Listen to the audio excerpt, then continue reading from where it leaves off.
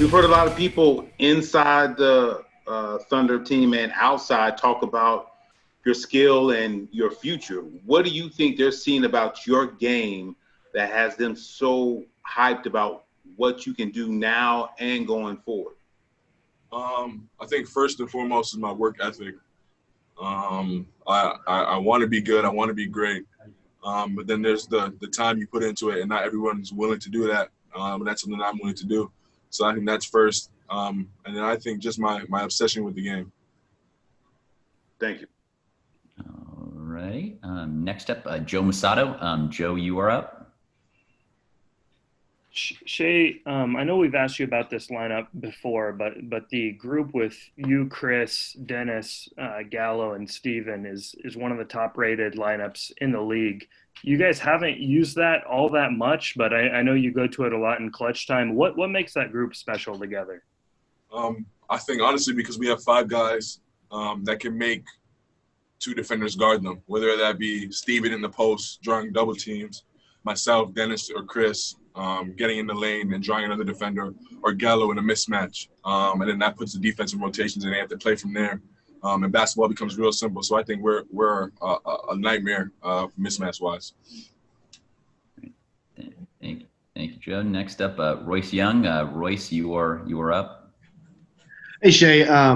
When you guys' season stopped, you were standing on the court about to play the Jazz, and here in a few days, when your season finally gets to start again, you get to actually play that game against the Jazz. So I wanted to ask, first of all, what's the kind of lasting memory that you have from that March 11th game, sitting in the locker room wondering what was going on?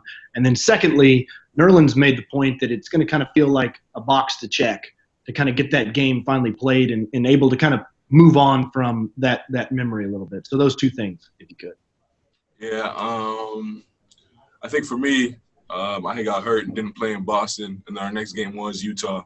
And I remember being so ready to go, fired up, completely warmed up, sweating, ready to go. And it all got put to a hold.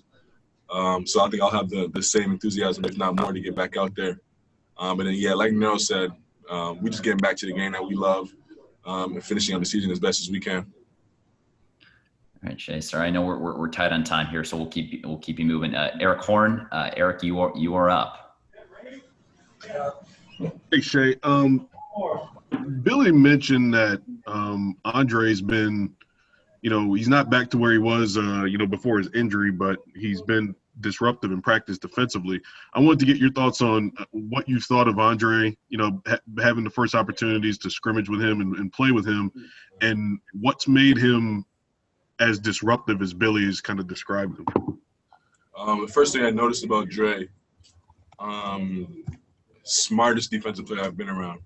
He's always in the right spot, knows where the next pass is going to be. It's honestly like he's always doing the right thing defensively, and that's off the ball. And obviously, guys, it's harder to be engaged off the ball because you're not in the play. But that's something that he doesn't struggle with, that I tend to struggle with sometimes, and I'll try to get help from him with. But yeah, he's a great teammate, works super hard, and he's always here for us. So it's great having him around and having him back.